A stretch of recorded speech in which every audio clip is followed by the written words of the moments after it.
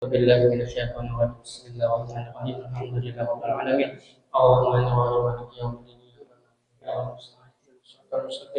صراط الذين أنعمت عليهم غير المغضوب عليهم ولا الضالين أعوذ بالله من الشيطان الرجيم بسم الله الرحمن الرحيم الحمد لله كفى والصلاة والسلام على نبينا المصطفى وعلى آله وصحبه أهل الصدق والوفاء سبحانك لا علم لنا إلا ما علمتنا إنك أنت العليم الحكيم ولا حول ولا قوة إلا بالله العلي العظيم رب اشرح لي صدري ويسر لي امري واحلل عقدة من لساني يفقهوا قولي نوينا التعلم والتعليم والتذكر والتذكير والنفع والانتفاع والحث على التمسك بكتاب الله وسنة رسوله صلى الله عليه وسلم والدعاء الى الهدى والدلالة على الخير وابتغاء مرضات الله والثواب وقربه اللهم اجعل مجالسنا مجالس رسول الله wa ayyamana ayyama rasulillah wa layalina layali rasulillah wa syarh sudurana bi ulumi rasulillah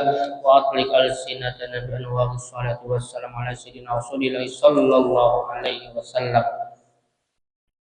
Qala al-musannif rahimahullahu ta'ala wa nafa'ana bi ulumihi wa bi ulumi masyayikhina fid dawam amin. Al-faslun furudul wudu'i sittatun al-awwal an-niyatu at-tsani ghuslul wajhi at-tsalitsu ghuslul yadaini ma'al mirfaqaini ar-rabi'u mashu syai'in min ar-ra'si al-khamisu ghuslul rijlaini ma'al ka'baini as-sadisu at-tartib. Setelah pertemuan sebelumnya kita membahas apa itu berwudu. Nah, apa itu kefarduan fardunya wudu atau rukun-rukun dalam berwudu itu apa yang kita bahas pada minggu kemarin pertemuan sebelumnya itu adalah bahwasanya salah satu di antara rukun dalam berwudu itu adalah niat. Kita pun tahu bahwasanya sebelum kita berniat supaya niat kita sah, agar niat kita sah itu ada syarat-syaratnya. Nah, jadi di antara syarat-syaratnya kemarin itu bahwasanya orang yang berniat itu harus orang yang Islam. Habis itu orangnya mumayyiz. Nah, jadi anak-anak umpama umurnya sudah 7 tahun walaupun belum dalam keadaan balik, namun dia mumayyiz. Nah, terlepasnya itu laki-laki apa perempuan. Nah, mumayyiz itu tolak ukurnya bila anak itu sudah bisa makan sendiri, sudah bisa minum sendiri, sudah bisa istinja sendiri. Istinja itu bakami dan buang air besar. Nah, lalu ilmun bil manwi. Nah, lalu tahu dengan apa yang diniatkan. Umpama berwudu, nah ini tahu, ini berniat berwudu dan dia tahu gerakan-gerakan wudu itu bagaimana. Nah, ketentuan-ketentuannya, urutan-urutannya tahu. Wa adamul munafi, dan ketiadaan ada sesuatu yang menafikan. Nah, jadi kadang-kala seumpama seseorang itu berwudu namun di satu sisi ini sambil berwudu sambil buang air kecil. Berdiri bakal mihnya sambil berwudu. Nah, kadang-kala itu. Wa adamu ta'liqi qat'i syai'in. Nah, lalu ketika ingin berniat tadi kadede ingin mentaklik ya kita menggantungkan kepada sesuatu yang lain. Bagaimana? Nah, misalnya seumpama kita berwudu tuh sengaja aku berwudu karena dengan niat kita biasanya cuman karena kita ada menggantung akan aku batal bilanya banyu mengbuka. Nah, ada usaha itu wa ada mutaraddud fi qat'iha atau ketiadaan keraguan dalam memutusnya niat.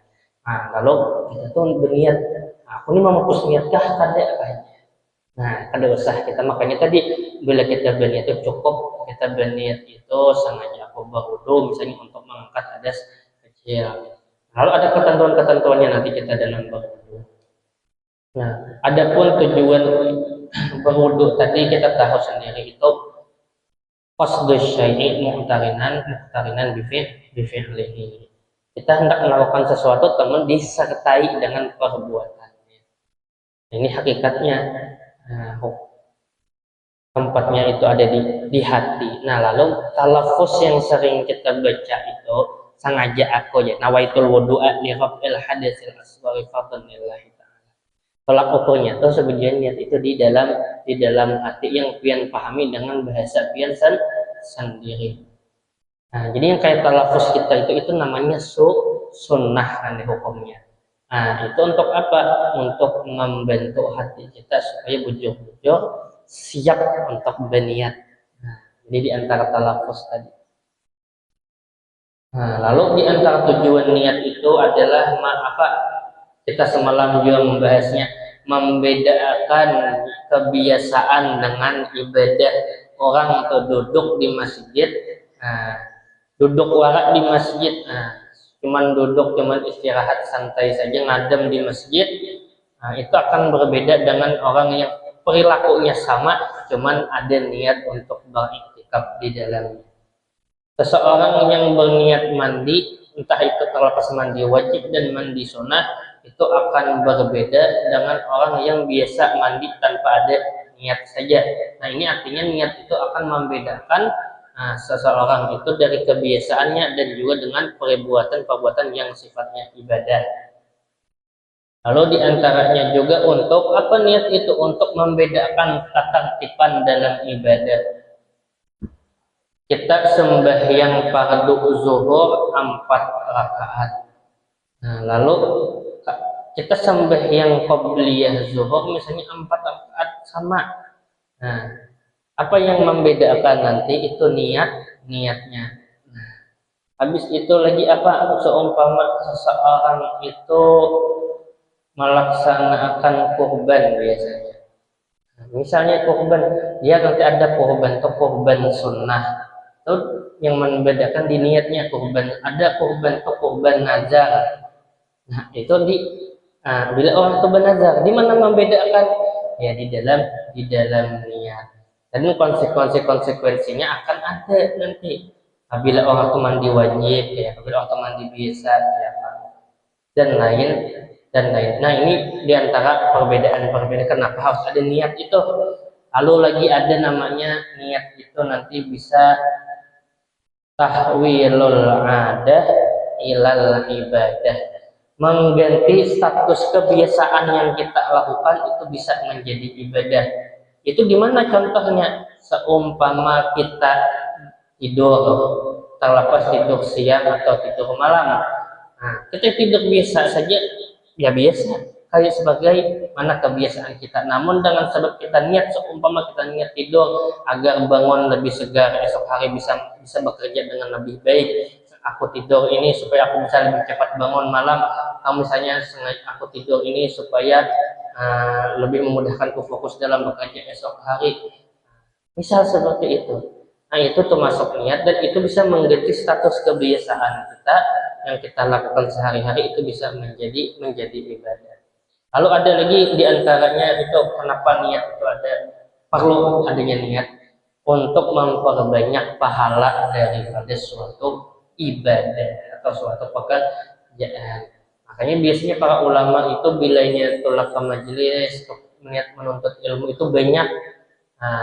Di antaranya misalnya untuk mencari ridha Allah, untuk menghidupkan sunnah Rasulullah, untuk apalagi untuk menghilangkan kebodohan yang ada pada diriku, untuk apa mensyukuri nikmat akal, nikmat waktu dan nikmat kesehatan. Banyak lagi di antaranya itu.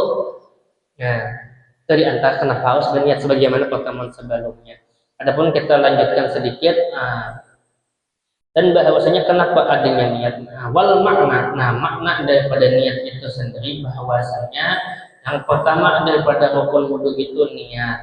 Dengan apabila seorang yang berwudu tadi, nah niat-niat dalam berwudu itu ada beberapa.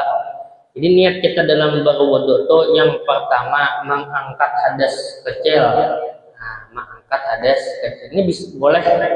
Nah, satu ini bila kadang itu untuk apa? Bersuci untuk sholat. Jadi boleh juga kita melihat sengaja aku berwudu bersuci untuk sholat. Nah, boleh juga. Nah, atau yang ketiga misalnya sengaja aku berwudu untuk melaksanakan rukun wudu, bisa juga. Nah, atau untuk berwudu saja. Sengaja aku berwudu fardu karena Allah, sudah cukup juga. Nah, ini di antara niat yang bodoh. Jadi boleh pihak anak memilih yang mana. Nah, cuman adat kita dan ini yang paling utama dan luar. Nah, orang-orang bahari, orang-orang dulu kemarin kita misalnya kita berwudu nawaitul wudu al-yaqab il hadasil sebagai fardhan lillahi taala. Itu lengkapnya sudah, itu sudah paling lengkap dan kita bersyukur orang-orang tua bahari itu biasanya memilih kantor yang paling terbaik sudah, yang paling terbaik sudah niatnya untuk mengangkat hadas kecil. Nah, karena ada seorang itu disuruh menyegerakan sholat itu kenapa? Gara misalnya, apakah karena seorang harus berwudu itu kenapa? Karena sampainya waktu sholat kan? Atau karena ada hadasnya? Karena ini khilaf para ulama. Nah, jadi yang paling, nah di sini yang luar biasanya kita ambil hadis kecil. Kenapa? Karena ketika seseorang itu berwudu, umpama bukan hanya sholat yang bisa dia lakukan, dia bisa beriktikaf di masjid dengan dia berwudu tadi. Dengan berwudu tadi, dia juga bisa membaca Al-Quran. Jadi banyak akses ibadah yang mana sebujurnya kita masih belum dibolehkan ketika kita masih berhadas. Tetapi setelah kita berwudu dan kita mengangkat hadas, kita itu sudah suci dan kita bisa melaksanakan ibadah tersebut. Cuman ada nanti pengecualian apabila seseorang itu ternyata memiliki hadas itu salisul baul. Salisul baul ada penyakit orang tuh kadang kawat tahan kecilnya tuh misal atau kayak itu sering kecicer misalnya. Dan ini penyakit. Penyakit lain ketika kita tuh misalnya makamnya belum sampai selesai misalnya. Ini emang ada seorang penyakit. Penyakitnya tuh emang senantiasa berhadas orang itu jadinya. Nah, itu maka bagaimana niatnya tidak boleh mengangkat hadas kecil. Apabila seseorang tadi kayak yang dengan keadaan demikian itu meniatkan hadas kecil, karena pasti keluar hadas batal pulang, kasihan diinya. Nah, ini luar biasanya agama kita, agama Islam. Bila yang demikian, maka bagaimana solusinya? Kata fikih. Maka dia hendaknya berniat itu istibahata fardhis shalah, atau niatnya itu untuk membolehkan dia mengerjakan sholat. Nah, sehingga sengaja aku berwudu untuk boleh mengerjakan sholat. Dan syaratnya juga bagi orang yang tadi kena penyakit membakar terus atau berhadas terus, nah itu syaratnya harus sampai waktu dahulu. Kada bolehnya itu berwudu umpamanya hendak sampai yang jauh, kada boleh jam habisnya sudah berwudu. Harus ketika waktu itu sudah sampai. Cuman sebelum dia berwudu dia bersuci dahulu. Habis itu dia umpama memakai sesuatu umpama seperti kabab atau apa pelindung misalnya. Habis itu dia berwudu dan dia langsung sholat. Terlepas itu anak sholat jemaah atau kada. Misalnya jemaah belum ada, ini tetap sholat dulu. Karena ini keadaannya yang senantiasa berhadas. Nah, demikianlah itu caranya. Nah, lalu setelah itu mestilah kita menyertai niat dengan membasuh awal atau bagian pertama dari wajah dari basuhan yang pertama. Nah, ini sebagaimana biasanya sengaja aku berwudu biasanya.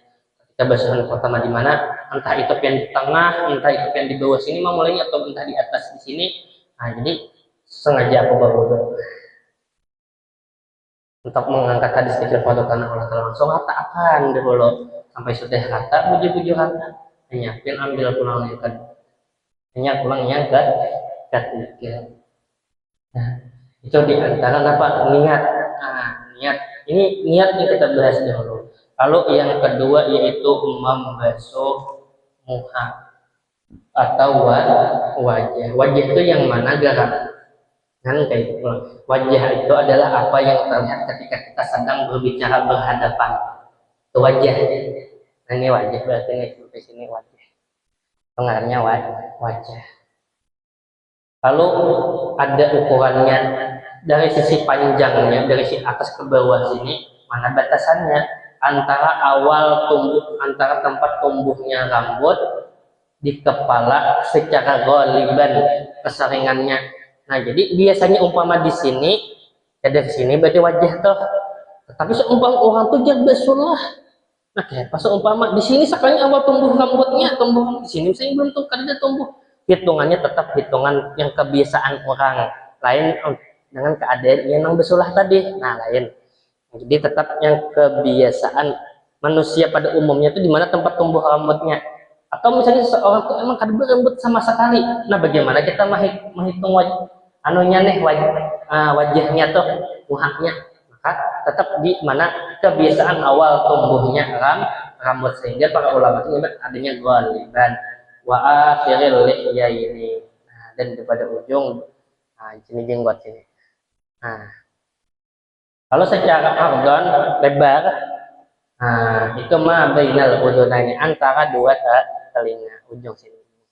Nah, jadi kadang kita itu biasanya dalam basuh wajah tuh dimpoyakan sedikit ke telinga supaya apa? Nah, supaya tak kena beratan wajah kita. Nah, kayak itu.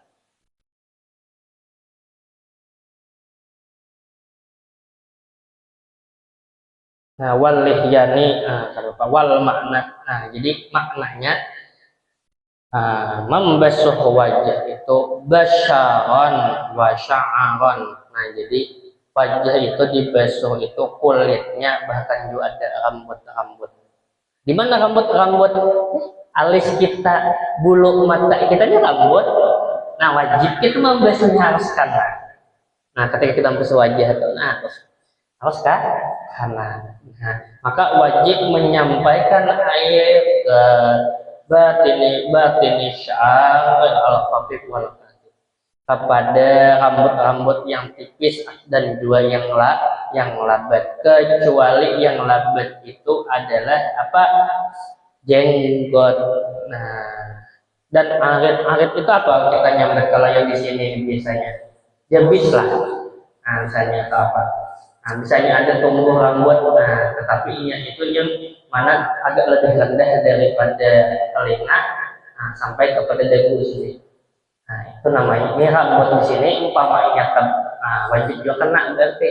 Nah, di sini wajib kena. Seumpamanya ini labat, misalnya jenggot kita labat itu dalam artian bila kita melihat orang itu berpandir dalam jarak 1,5 meter, kita kadang melihat kulitnya. Nah, itu ngarannya labat. Lain labat itu yang panjang. Ini ada tipis tapi panjang. Nah, lainnya ke itu. Ini labat itu seumpama seseorang itu bila kita melihat ada melihat kulitnya. Nah, itu ngarannya yang ngarannya labat.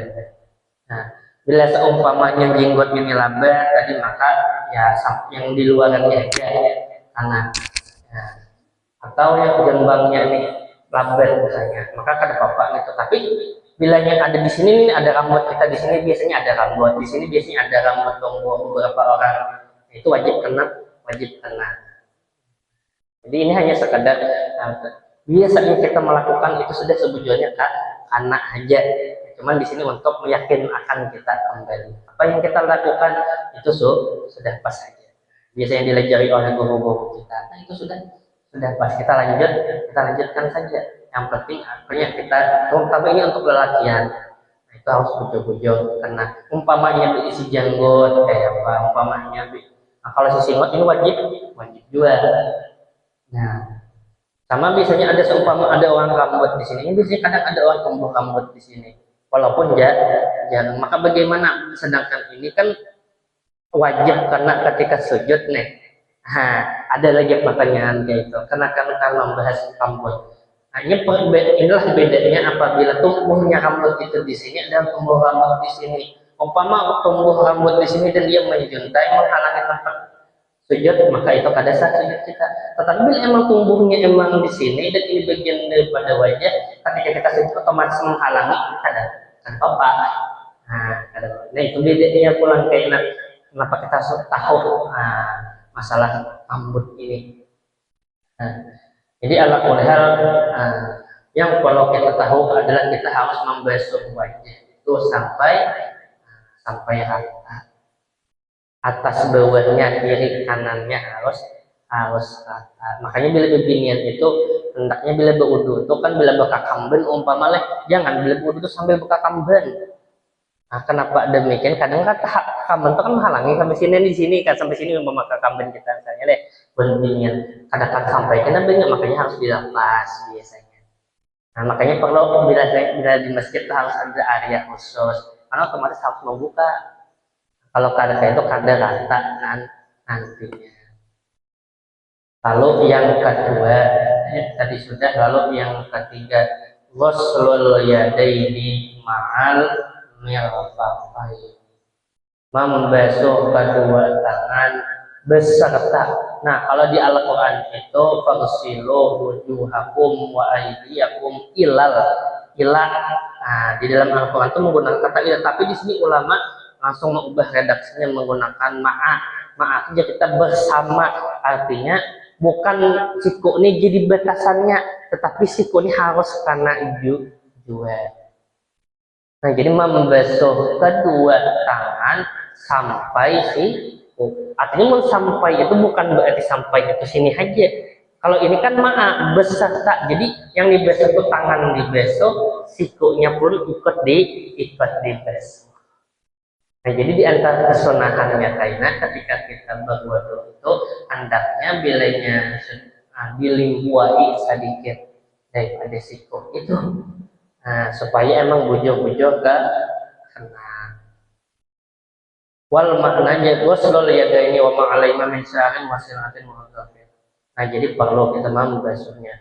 Nah, seumpama ada misalnya sesuatu yang merigat masih di tangan, maka hendaknya dibersihkan dahulu, diusahakan dibersihkan. Umpama ada tip X, nah tip X itu kadang bisa menghalangi benyo, jadi sebelum kita berwudu yang ambil tangan kita ada tip X, dibersihi dahulu. Mentintah pulpen kayaknya cepat aja hilang, nah biasanya di tip X, atau mungkin bekas cat kita usahakan dahulu. Nah, usahakan dahulu. Umpama ada bekas minyak di tangan, kita bersihkan dulu. Supaya sah wudhu kita agak airnya juga mengalir dan meresap di tubuh kita.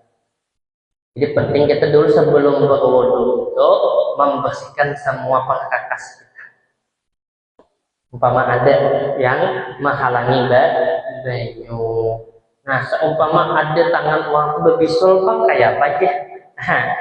Walaupun jangan berbisul di tangan. Nah, itu maka ada bapak, ada kulit bisul itu. Nah, tetap aja kita basuh, kita kadang mau menghilangkan bisul itu, malah bahaya pun kita menghilangkan. Jadi tetap dibasuh saja. Nah, tetap dibasuh. Nah, sekalipun kadang kalau kita menghilangkan, tetap dibasuh dan jangan dihilangkan. Mungkin bahayanya lebih daripada kita harus menghilangkan. Nah, jadi kayak itu. Penting kita harus melihat juga tangan kita dibersihkan ada kan. Nah, tadi seumpama ada bisul, jangan dipaksakan juga menghilangkan, pulang kita lihat pulang. Nah, jadi itu yang ketiga. Yang keempat, mengusap kepala. Nah, mengusap kepala ini tolak pokoknya wusulul balal. Kayaknya sudah kita pertemuan sebelumnya. Setidaknya pin mengusap itu kan diusap membasuh. Bila membasuh itu tangan ini harus tergenang lawan banyu. Itu namanya membasuh. Nah, makanya bila uang bersemprot itu bisa kada sampai. Kenapa? Karena ini kada sampai ke dalam derajat membasuh. Kalau kita menyemprot sekali, belum tergenang lagi banyu di sini. Nah, itu makanya agak sedikit baik ada permasalahan ketika masalah semprotan. Nah, jadi kalau mengusap itu sekedar basah aja, kada usah menggenang banyu di tangan, cukup. Pian misalnya, nah sudah cukup. Pian anak lain aja kan, bahkan pian kada niat apa-apa, cukup. Atau mungkin pas pian berwudu tuh sekalinya banyu hujan misalnya, tak kondisi bisa aja. Nah, cuman itu kan bila kada beretap, berwudu di tanah lapang.